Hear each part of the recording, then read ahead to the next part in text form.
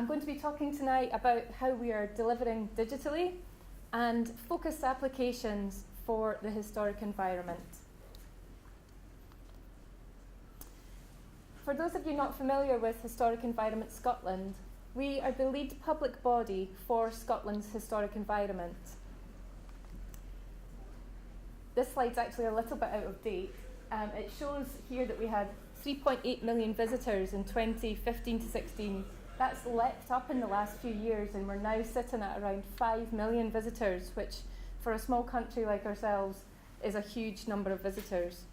We look after 336 properties in care across the country, and we have approximately 40,000 objects in our collection. So we are actually a small museum as well as a heritage body. We have about 1,200 members of staff and volunteers. We are the largest skills trainer in Scotland as well, and traditional skills is a really important aspect of what we do. And we employ more stonemasons, for example, than anyone else in Scotland. And we also allocate grants and funding. Some of the sites that we're fortunate to look after, you'll hopefully recognise this one, Edinburgh Castle, our jewel in the crown, as it were, of the sites that we look after. But we also look after sites across the country. This is Tantallon Castle in the Scottish Highlands, the Callanish standing stones out on the Western Isles on the Isle of Lewis. And then the collections objects. We have vast numbers of these collections, not in a centralised museum, but in the different properties that we look after, they're all exhibited. And we have objects from lots of different categories. I'm based at a place called the Engine Shed, which is situated in Stirling in Scotland, not Edinburgh, not Glasgow, right in the middle effectively. And we're a small centre which focuses on building conservation. We're quite an anomalous little centre. We've been open for about a year now. We're free for the public to come in. We're a centre now for the heritage sector in Scotland to come in and use the venue. We have a 4K 3D auditorium that you can see, if I can point on this. Not sure I can. I'm not going to try. The auditorium at the back there, which seats about 100 people. But the main focus here is on teaching people about building conservation and trying to inspire them to look after their traditional buildings and to inspire the next generation, to let them understand that our built environment is critically important for our many reasons, for our well-being, for our happiness, and lots of different economic reasons as well. We have a strong focus here on digital documentation and digital innovation, and also on heritage science. Our science team, as well as our digital teams, are based here, and on traditional skills and materials. When visitors come in, they're given an iPad, and this is actually an augmented reality trigger, this giant map of Scotland. Because we have quite a small space, so we thought, how can we maximise the information that we can share with the public in this space? So this map acts as this trigger for augmented reality app that we have, and it can give you information about the geology of Scotland and how that informs the different types of building that we have in different areas, and give us information, 3D models, lots of photographic archival information about important building types in Scotland. We also use the centre as a focal point for digital events. We've recently hosted a conference called DigiDoc and an associated digital festival, which really tried to showcase new digital technologies free of charge to the public, to school groups, to try and really engage people with our heritage in new ways. Who are we? We're very small in numbers, but hopefully we managed to do quite a few different things. My team is the digital documentation team, and we have the digital innovation team as well. And these are the team members here. And our newest team member is Dolores, who is our 360-degree camera and 3D sound recorder. So this is us in some of our different fieldwork and lab situations. What do? Fundamentally, we use a range of 3D digital technologies to document our heritage in 3D. We apply digital documentation for conservation, engagement, accessibility, sometimes disaster response, and asset management, amongst other things. Horizon scanning is really important for us to look for innovations that are going to be of benefit to the historic environment. And that's not necessarily from the heritage sector. We look far and wide to see what we could potentially apply to our heritage. We apply these principles to scientific research that we undertake. Joseph mentioned some of the collaborative projects that we're working on. And we work internationally as well with a range of partners. We deliver training programs at the Engine Shed. We have an advanced professional diploma in technical building conservation that we deliver, and there's a digital documentation module to that. We're also here to provide advice and guidance to the heritage sector. And at the heart of what we do tends to be 3D data. Are you all familiar with point clouds? Yeah, some are, some aren't. So this is our raw 3D data that we capture from laser scanners or from cameras using photogrammetric techniques. This is Tantallon Castle here. And fundamentally, the data that we capture is measurable. We can turn it into solid surfaces, and we can apply images to that, to photo texture, and create really immersive 3D experiences. We gained a lot of experience in this area through a project called the Scottish 10 that we delivered in partnership with Glasgow School of Art. And this saw us working around Scotland on, as we had then, 5 World Heritage Sites, which are the top row, the 5 World Heritage Sites in Scotland. And the Scottish Government thought it would be a really good idea if they supported us to do this, but not only to document the World Heritage Sites in Scotland, but for everyone we did there to document an international heritage site. And the idea behind that was that this could effectively act as a digital diplomacy tool for the Scottish Government. So countries that the government wanted to develop partnerships with or build stronger economic links or partnerships with, we offered our services to digitally record one of their heritage sites and then give the data to that heritage site manager so that they could use that information for conservation and management of those sites. So you can see the international sites that we worked on there. Mount Rushmore was the first one that we worked on. This is quite a few years ago now, before drones were in common use. We would have undertaken this incredibly differently now, but this was actually in 2010, so going back 8 years now. And we worked with the National Park Service over there to document the monument in 3D, and the data there is being used for security management of the site. We worked on a fantastic site in India. This is Rae Project in northern India. And this was a site that was only excavated about 50 years prior to us going over in 2011. And absolutely fantastic level of preservation of these incredible sandstone sculptures. But it's in an earthquake zone. So as soon as it was excavated, there was a risk to that site. So we documented it in huge amount of detail. And the work that we did here fed into their UNESCO nomination, and it was fully inscribed onto the World Heritage Listing in 2014. We were also lucky enough to work at the Sydney Opera House. We spent 2.5 weeks dangling our scanners off the very top of the Sydney Opera House.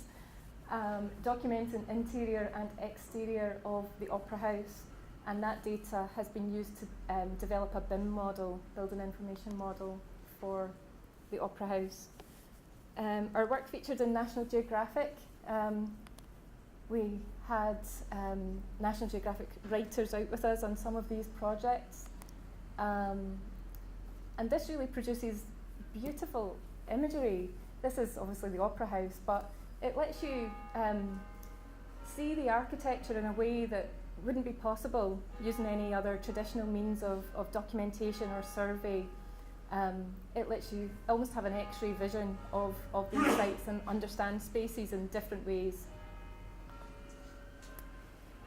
So how do we approach what we do in terms of digital heritage?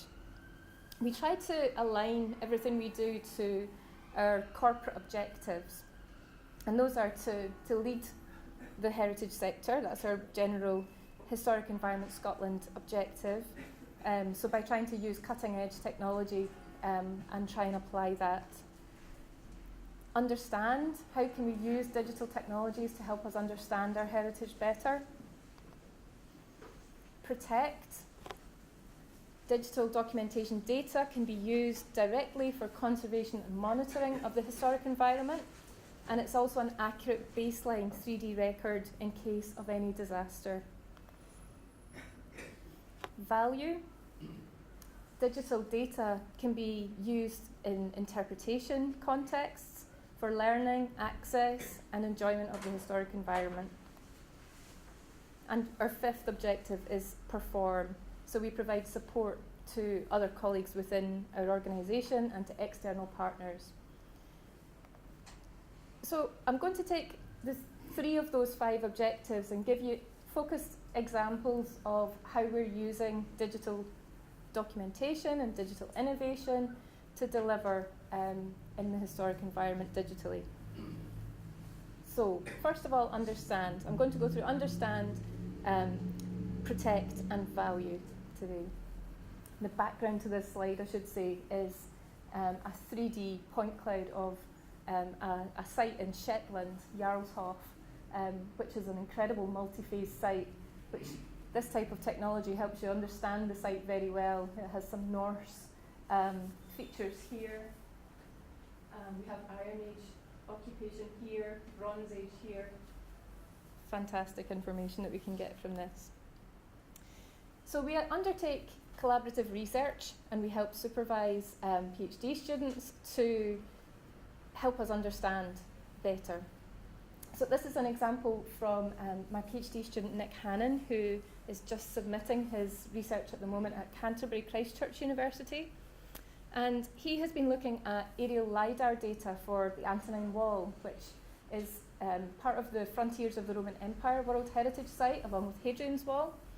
And while typical LiDAR analysis looks at spatial information, it looks at visual properties of the data set, what Nick has been doing is actually use it as a measurement tool and has been extrapolating information about features along the line of the Antonine Wall, some of which are missing now, and trying to interpolate based on the LiDAR measurements where some of those features would have been.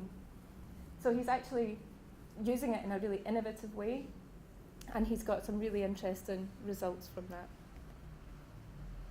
We have a PhD student, Lee Sue, working at University of Bradford at the moment. She is looking at Shetland's Iron Age archaeology with digital documentation and historic survey records. This is Musa Broch, which is in Shetland. Are any of you familiar with this site? This is it here. Are you familiar with Brochs at all? Okay, quite a few of you are. Iron Age fortified dwellings. This is the best preserved one anywhere in the world. It sits on a small island off the mainland of Shetland. And what we have here is there's actually a bit of a bulge in the wall here. So we've been monitoring this using different survey techniques for several years now, and the laser scanning information is contributing to that now so that we can keep an eye on it.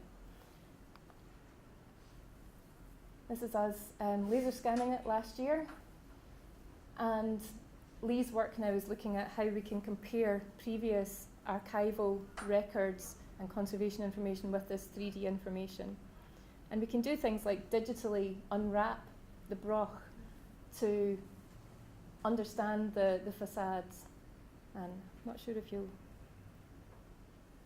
hear this. No, not hearing that, sorry. No, I did have some sound there, but it's not coming through, unfortunately. It's actually one of the biggest nesting colonies of storm petrels inside the walls of this broch, and we've been doing 3D audio recording of that as well to give us, let us create immersive virtual experiences of this. Sound isn't working though, unfortunately. Another project that we're working on at the moment is with Heriot-Watt University in Edinburgh, and what we're looking at here is developing algorithms and using machine learning to automatically extract information from point clouds. So what we're doing is orthorectifying the point clouds of facades at some of our sites. This one is from Linlithgow Palace. And using the machine learning algorithm, what we're doing is that we're now able to automatically extract the number of stones in that facade. So 3,100 stones.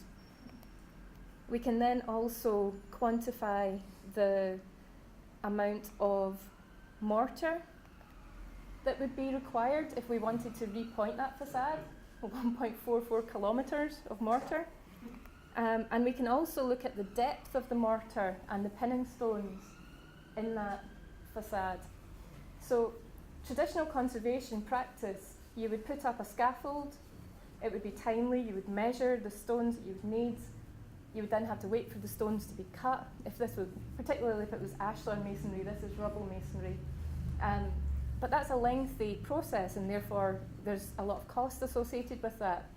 So what we're developing here is if we can go in and do a laser scan and then do all of that measurement before anything actually goes up on site, then there's a significant cost saving to be made there, hopefully.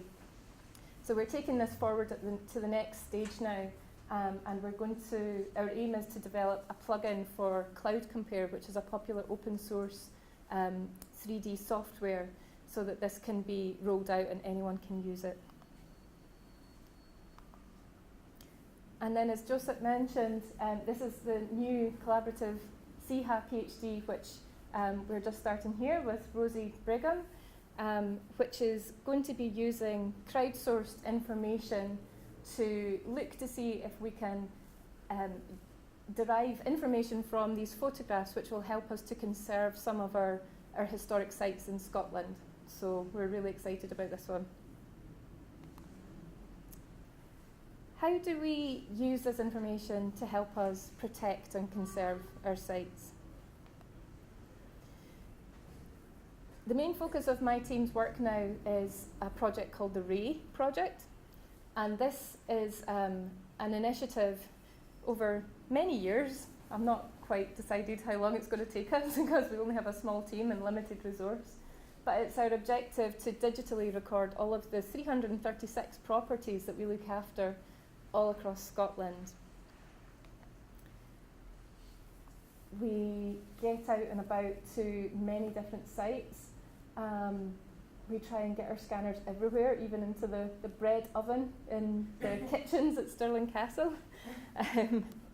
So it's important for us that we document the heritage as thoroughly as we possibly can to give us a very accurate baseline information.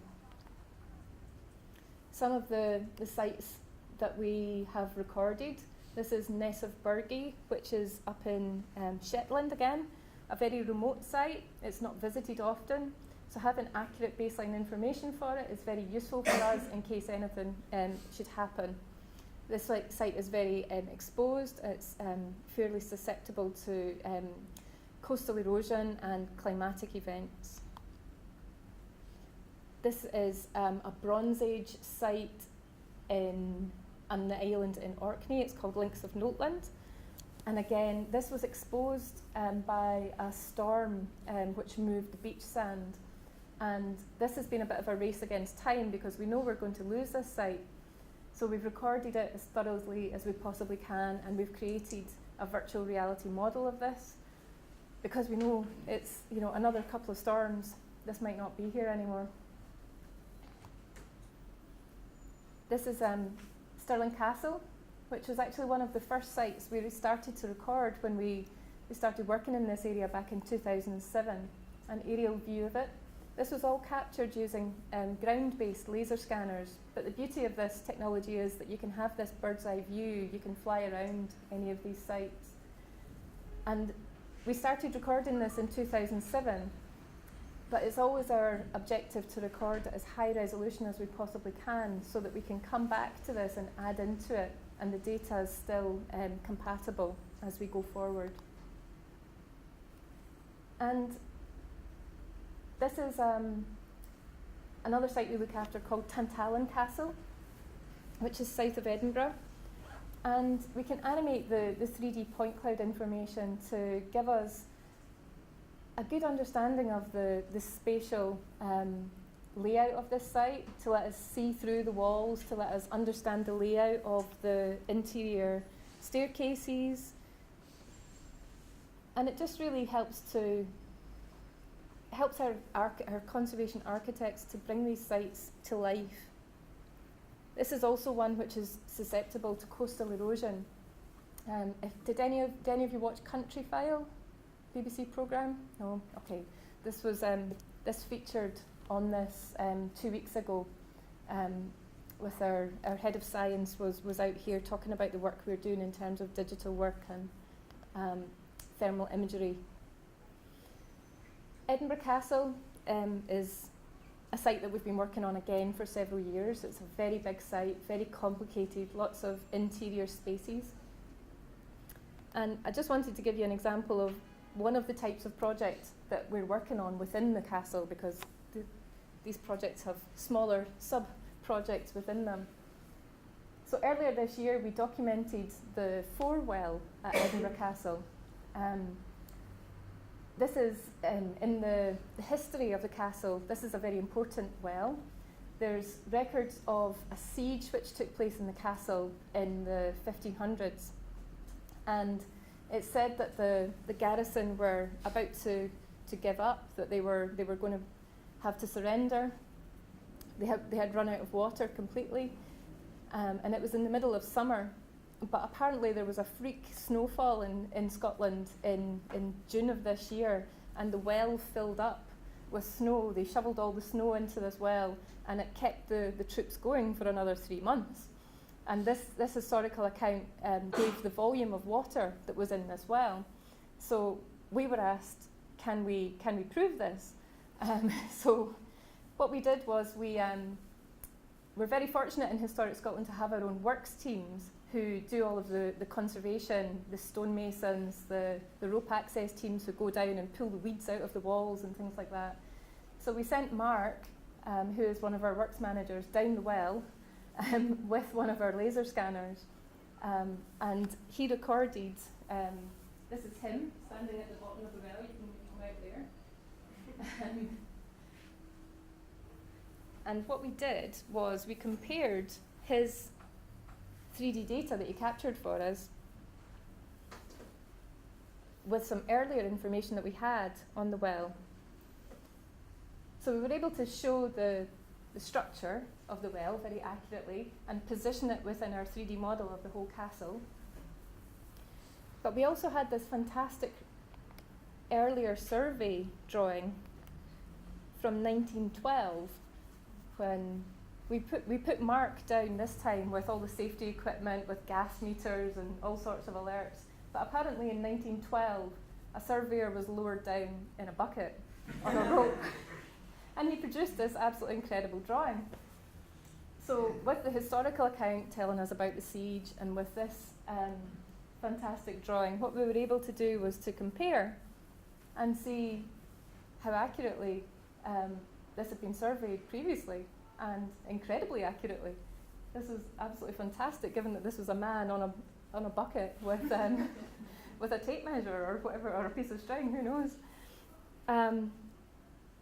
And this is the point cloud now. This is Mark for scale.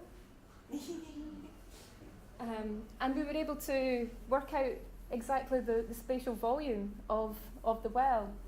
And it did compare really favourably with the accounts from the 1500s. So it is likely that if they were able to fill up the well with as much snow as they said, then it could well have been true that did keep them going for another few months to hold out and win the siege. And then Mark also, he found a skeleton at the bottom of the well, so we had to bring that up and photograph it. He had radioed up to us and told us that he'd found a skeleton, but thankfully it wasn't a human one. I've mentioned that some of our sites are really susceptible to coastal erosion, and Skara Brae up in Orkney is a prime example of that. This is one of our World Heritage sites up there. It's very vulnerable. It's a Neolithic site, 5,000 years old, comprised of these small individual houses with interlinked tunnels to connect them. But you can see its position is right on the beach. So we started recording the coastline here in 2010, and we now go back every 2 years to record the coastline and to quantitatively compare that information, to give information to our engineers and to our architects so that they can make informed decisions about conservation intervention there. And what we did several years ago now was to build a concrete defensive seawall right in front of the site itself. And what we're seeing is that is doing a good job, but that we're getting additional erosion and then accretion of beach sands and the dunes at either side of the seawall. So it's not a surprise, but it is giving us an evidence base to build upon to make these decisions. There's a larger programme within Scotland called Dynamic Coast, which is looking at coastal change around the country, and we feed this information into that programme as well, so that it's on a national scale that we can look at these changes and act upon them. Heritage science is very important for us, and integrating science with digital is something that we're really keen to do wherever we can and wherever it is relevant. This is a small site that we look after, which isn't very well known, but has a fantastic carved stone aisle within this small church. It also has fantastic painted timber ceilings, but it's experiencing really aggressive erosion of the sandstone from groundwater, and we're getting lots of salts coming out of the stonework as well. So what we've been doing there is 3D moisture recording of the areas that are particularly vulnerable, and in particular it's the crypt here that we've been looking at. And we have mapped out the 3D moisture data, but we can then overlay that in the same way as we would a photograph onto the 3D point cloud information that we get from our laser scans to help us to visualise these problems more effectively in a three-dynamic digital environment. So the coloured area that you can see there is the moisture mapped onto the 3D spatial information. And we're now working really closely with our stone conservators here to work out the best solution here for addressing these issues. But having this information in a 3D environment is helping that process.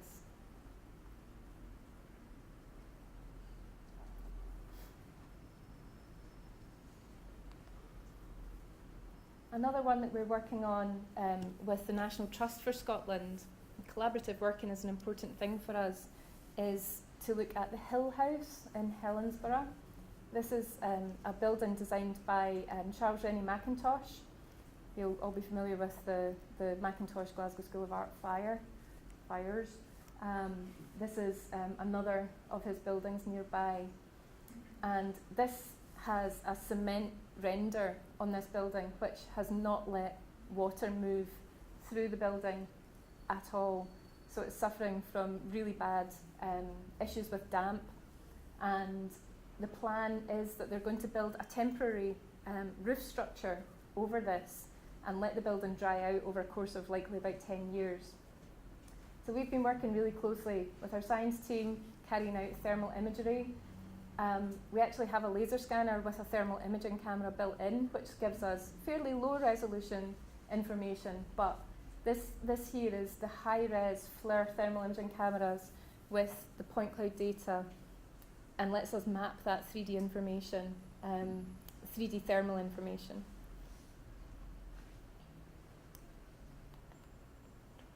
Another example of our collaborative working in terms of how we use this information to help us conserve is a project we've been working on with the Office of Public Works in Dublin, so our sister organisation there.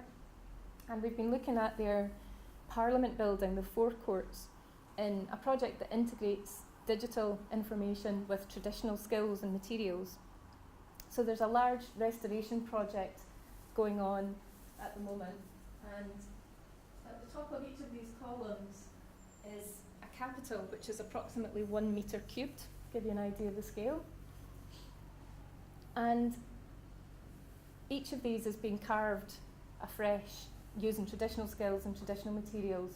And as a skills exchange, our stonemasons are going to be carving one of these in Scotland and giving it to the building.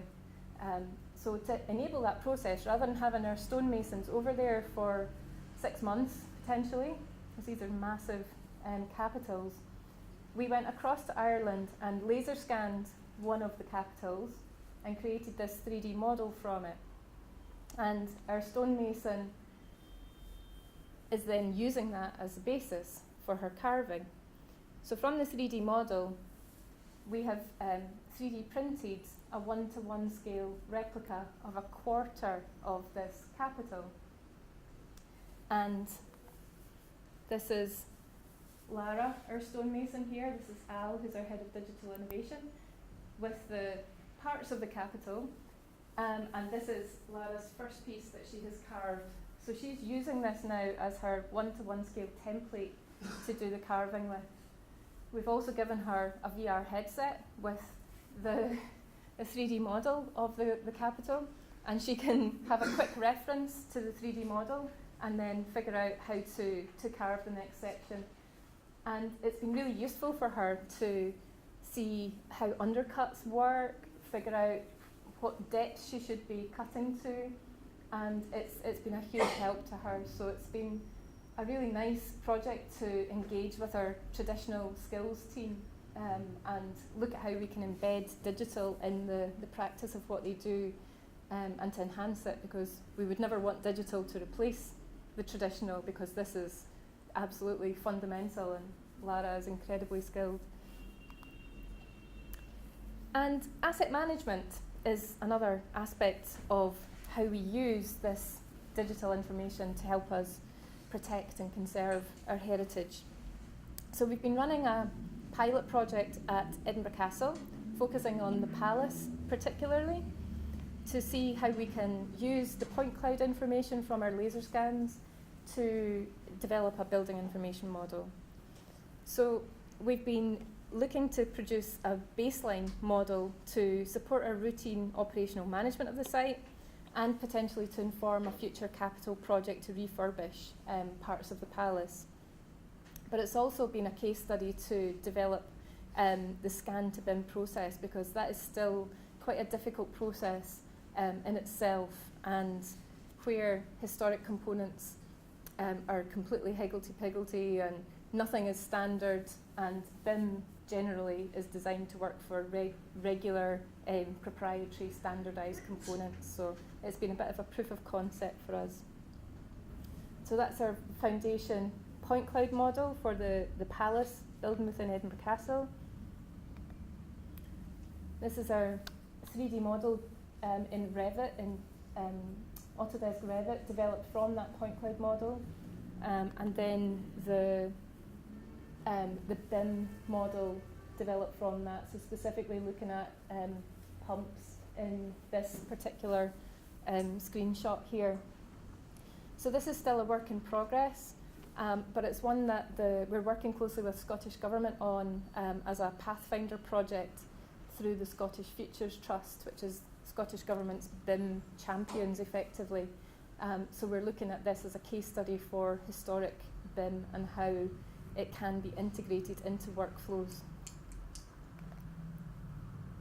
And then we're putting these types of environment into virtual reality as well. So we are redeveloping the cafe at Tantallon Castle at the moment. This is the Unicorn Cafe here. And we already have this 3D model for the castle. So what we've been doing is inputting, and that's what you can see in blue here, different architectural scenarios so that our architects can visualize these different possibilities in a virtual environment to see what might work best, and then use that again in an informed way to go forward with the project. So another one that's in progress at the moment. So moving on to the last area is value. And am I doing okay for time? In addition to all of the sites that we look after, I mentioned we also have collections. We are documenting them as part of the Rae Project, primarily to help with salvage planning. So knowing what we have and knowing where our priorities are in case of an emergency situation. Developing 3D printed handling kits and increasing accessibility. This is an example of our 3D printed handling kits. These are stone gargoyles which are on a cathedral in Elgin in the far north of Scotland, and they're situated quite high on the building. Some of them are fairly fantastic, but they're out of reach to visitors, and clearly they're quite delicate, so we wouldn't want them to be touched anyway.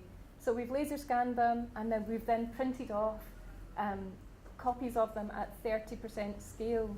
And we have an education officer in the cathedral there, and she then uses these with our teaching classes to let the kids hold them, let them do little brass rubbings on them, that type of thing. So we're finding that it's a really useful way to let people engage with heritage. We're about to run a session with some blind visitors as well, a sensory group.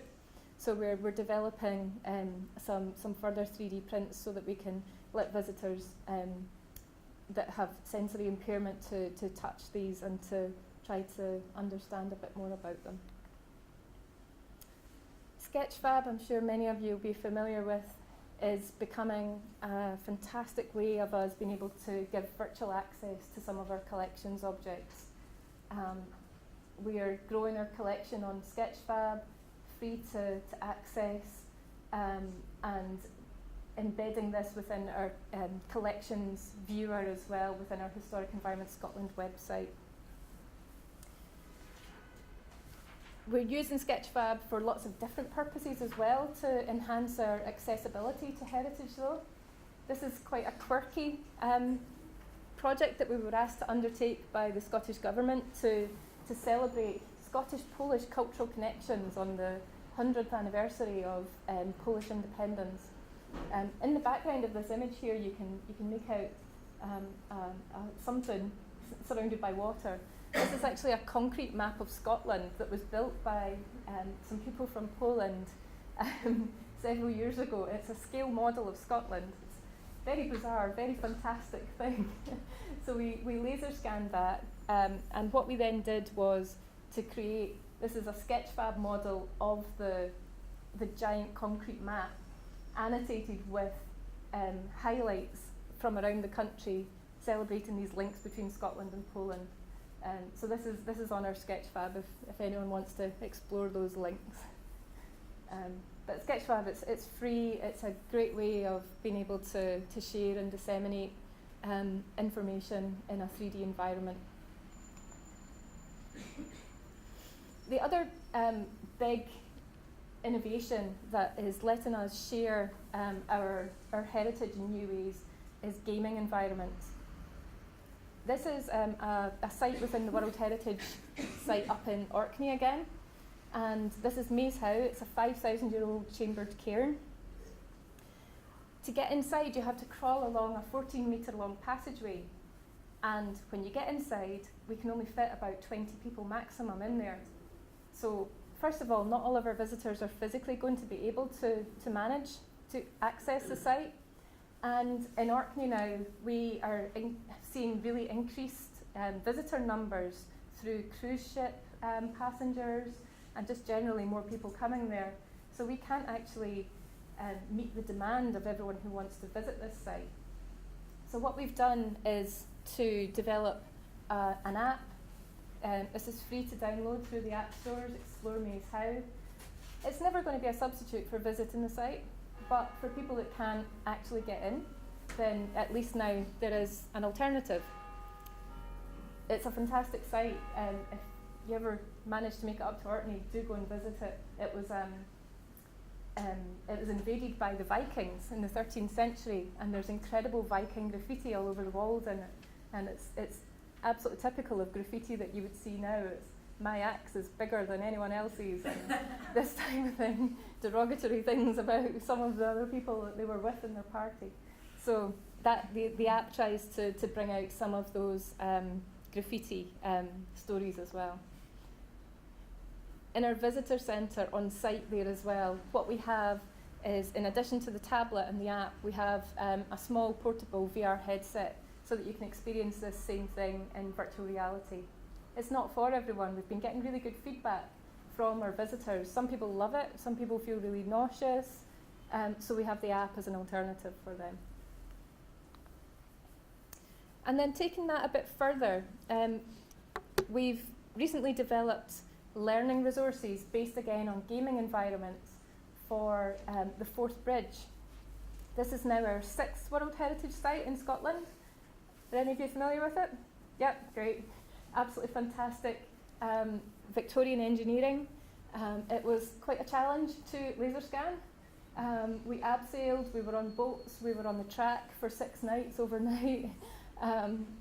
It's a fantastic structure. We're incredibly privileged to have the access that we did. This is the point cloud that we developed from it. And from that, we have then used that information and taken it into gaming environments to create educational resources. So this is now available free of charge to every school child in Scotland through the Scottish Education online system. And we're also making it available through a website for anyone that's not in that education system. So you can undertake different challenges. It ties directly into our school curriculum, and there are specific outcomes from those challenges that you have to meet. In addition to that, what we have done is use the information again for schools in a CAD environment. So we're using Tinkercad here, which is for primary school children to in the first instance within our schools. So they can use this information and learn about bridges, learn about the history of the sites, and also introducing them to coding. So at the top there, this is using Scratch, which is a block-based coding system.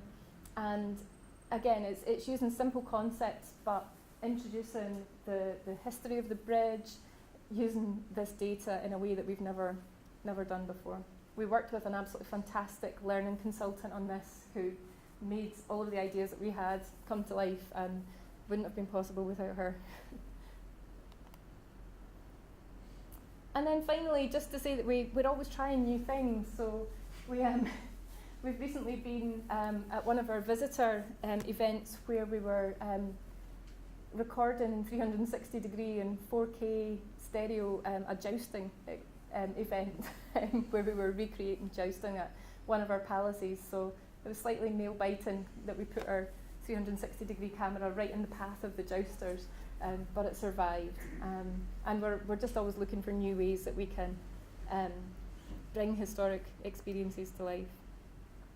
So to sum up, for us, delivering digitally is about how we can make 3D data useful and meaningful to help us understand, protect and value our historic environment.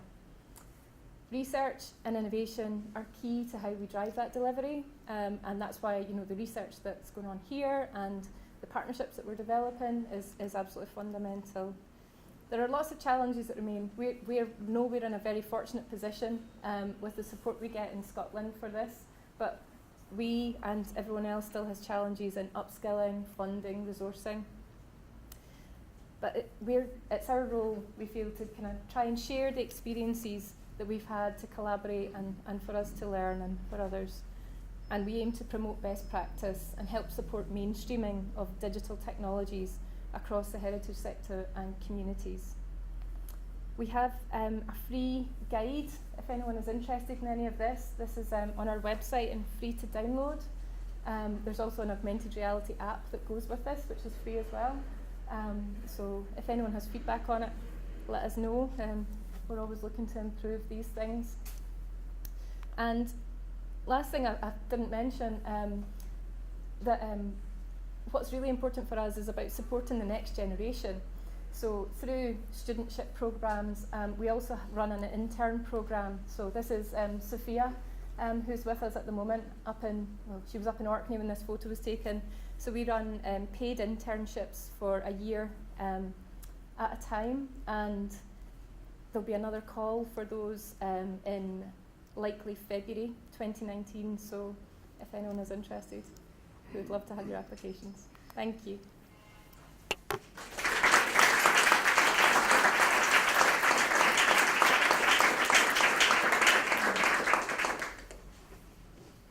Thank you so much for this very interesting presentation. I'm sure there will be many questions.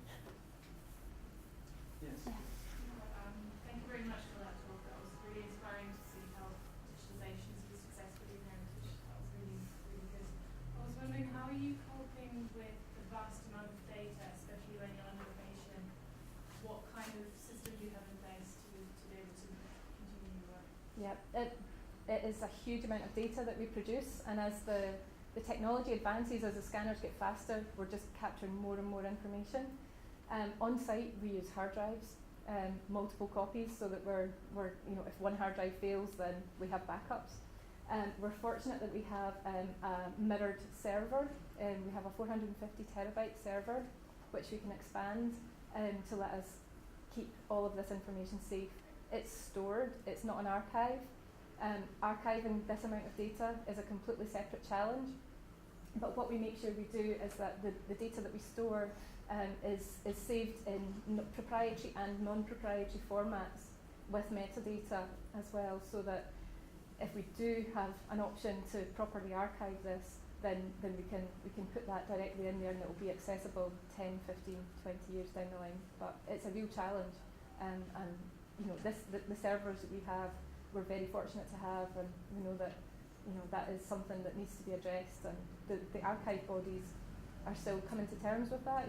The archaeological data service have some 3D data, but not to the extent that this would be. So there's still challenges that need to be addressed there.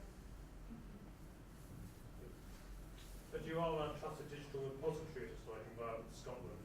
So are you doing all of that archiving of both in proprietary and non-proprietary formats yourselves, or are you using the ADS? No, we're not using ADS, and we also have Canmore within Historic Environment Scotland, but it doesn't have the capacity either for the data that we're generating here. So it is purely a case of us storing this data rather than archiving it at this stage. And what we do is, if we have requests for data for research purposes, we make sure we can share that, but it's not publicly accessible. So is that still a legacy of the two pre-merged organisations of Historic Scotland and the Royal Commission in Scotland? Because the Royal Commission was a trusted digital repository. Yeah, that's right. Yeah, no, and it still is.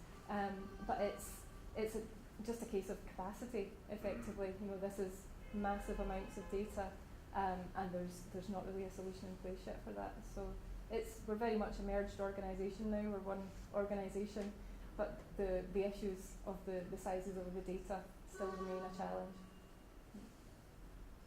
Yes, and could I ask you to state your name and affiliation, please, if you don't mind?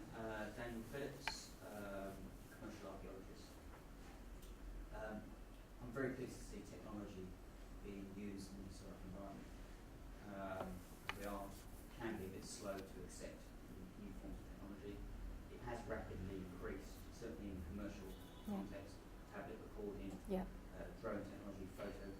Photogrammetry. Yeah. How do you see this technology having an application on commercial archaeological sites? And if it has, do you have any specific examples where it's been used? I think you mentioned photogrammetry, and I think, you know, for commercial archaeology, I think that's where we're going to see even more of an increase. We know the funding pressures on commercial archaeology, and the laser scanning equipment is still expensive. There's no denying that. Prices are coming down, but there is still quite a high entry point for that. But some of the data that I've been shown here is generated from photogrammetric recording. And if that's done well and done properly, you can get just as good results. Using it in combination with total stations, for example, which most archaeological units have, is a way of being able to scale that information to make it relatable in the environments that you'd be using it in. So I think probably more of that, and thinking about how to capture that in an effective way, and just sort of propagating the best practice examples so that the photogrammetric data that's being captured is the best that it can be, and then that can be reused in different ways going forward. It is being used quite a bit in Scotland as well as down here in commercial units, and we're working with quite a few different units up in Scotland to try and guide them if they need any help in terms of best way to do that.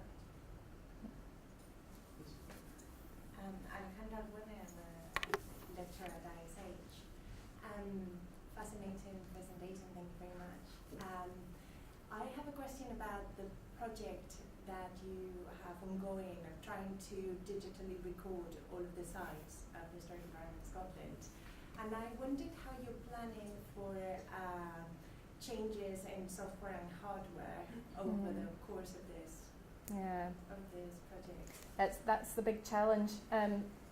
In the course of the amount of time we've been doing this for already, so about 11, 12 years, there has been one software package that has been constant throughout that, and it's a proprietary software, but it's the one that we use as the fundamental basis for recording all of the information in, and I can see that will continue on. So we will use that. It's by Leica Geosystems. It's called Cyclone. So we use that to integrate all of the information, and we then export it out into non-proprietary formats. So in terms of the software, that will likely continue. There are new packages that come in that we add things into. There's a fantastic package called Reality Capture now, which is available, which lets you integrate laser scan data and photogrammetry data. So it's about using whatever is most appropriate, but the important thing is making sure that you're exporting it in a format that can be accessible in the future, I think. So definitely challenges around that, but there are some that have proven to be really stable for quite a long time. Hi, my name is Rae Project. I'm a third-year PhD student here at SIFA. You showed a project with some moisture maps. Yeah. That was very, very interesting. And I'm wondering, how did you create these moisture maps? I mean, were they like created outside Revit or whatever other software you're using and then rendered, or did you do them inside the BIM environment? So the 3D moisture maps were created directly through the software from the 3D moisture meter that we have. And that was then put into Photoshop and orthorectified to give us an image, which we could then map onto the point cloud in like a cyclone, actually. So there was no additional software needed. It was the proprietary software with the moisture meter and then Photoshop, effectively, to let us put that on.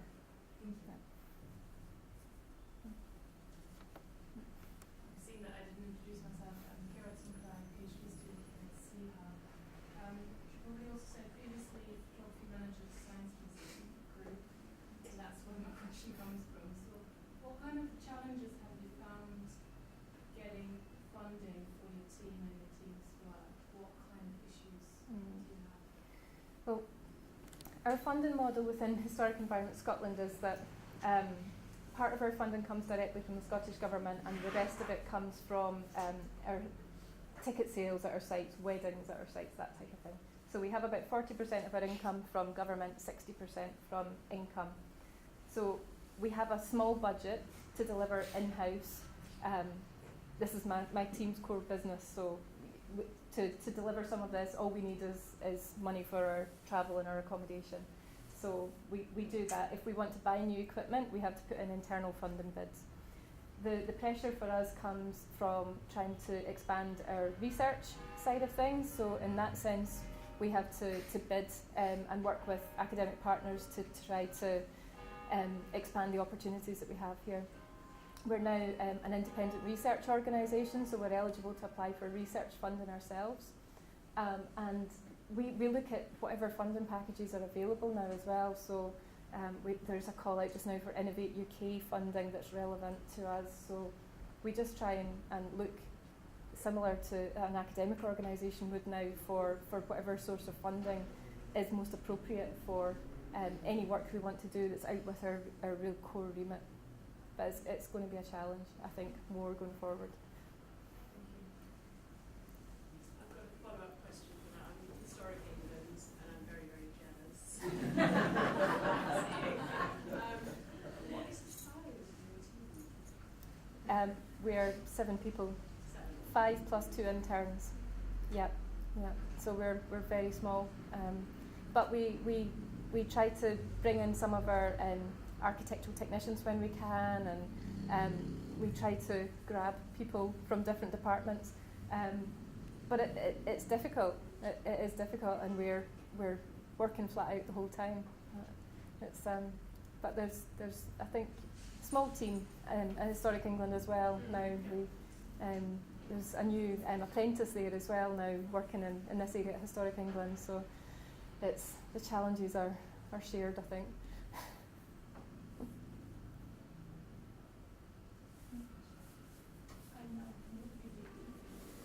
I wonder, how are you working with industrial partners, and what's your view? What are your research projects? Sorry, could you speak? How are you working with industrial partners or architectural offices yourself? Do you have projects that involve architectural offices? And the second question was, what is your opinion, and what are the areas of research that you're looking at developing further? Okay, so we have an in-house conservation architecture team. We have an architect for each region of Scotland. So the conservation architecture work that we do on our estate is all done in-house. We do work with other architectural commercial practices from time to time, certainly. We're working at the moment on the Hill House project that I showed briefly with LDN architects. What we're finding is that generally they're not so familiar perhaps with 3D data and how to use it. So in that particular example, we've been working with the architects to talk them through how they could use that data. And what we're finding still, and not all architectural practices are like this, but certainly some still want to revert back to working in a 2D environment. So we can derive 2D information from this 3D record, but what we would like to see a move towards is working with the native 3D data, because as soon as you transcribe the information into a 2D environment, you could be introducing error into what should be an objective 3D record. So I think there's still a way to go. We see this with our own architects. Some of them still aren't convinced. They still want to revert back and use 2D drawings and CAD drawings. But I think it's just a process of time. I think people are going to be using 3D data more as we go forward. So it's a matter of time, I think, until it's embedded more into commercial practice. In terms of BIM, it's very much these small pilot projects that we're running. We have about 4 projects at the moment, and it's very much a work in progress.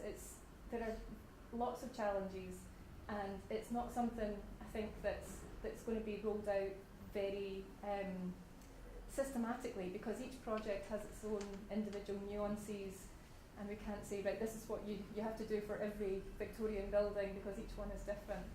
I'm not sure how we address that challenge, but I don't think it's something that we should give up on. I think it's worth persevering with building information modelling for the historic environment. I'm Stephen Bradley, a relatively recent MSc student from the NISH. My question is, you're cutting a lot of very new ground here, but have you got any peer group from whom you are learning? Certainly. I mean, we held a big conference recently at the Engine Shed, and we have good friends in the Smithsonian Institute over in Washington, and they were across, and there's a lot that we are learning from them. There are others as well, many others. The Fraunhofer Institute in Germany are doing some fantastic automated documentation, digital documentation. They have these incredible conveyor belts where they just put an object on, it goes through a process, and they have a 3D model at the end of it. Absolutely envious of them. There's a lot of people around the world that are doing incredibly cutting edge work. Photogrammetry are another organisation that are doing some incredible work in this area. So yes, absolutely, lots that we can learn. We certainly don't know all by any top of the imagination, and still every day we're learning. One question as well. You've seen the evolution of the field of documentation for over a decade or more. Could you finish by giving us a vision of the future? Where do you see it going in the next 10 years? And more specifically, one thing that I would like to ask is whether you see these documentation techniques being used in heritage objects or sites that are not under the custody of large organizations like HES. Yes, I think, take your first question, looking at the future, I think what we'll see is more democratization of how this technology is applied. I think we talked about photogrammetry and how commercial units are now using that, and mobile phones, we're looking at that for the PhD that we're working on together. Mobile phone technology is progressing so much. You can now create really accurate 3D models using your camera phone, and as that technology moves forward over the next few years, I think there's going to be a much lower barrier for entry for everyone to do this, and it's not going to be restricted to heritage by any stretch of the imagination.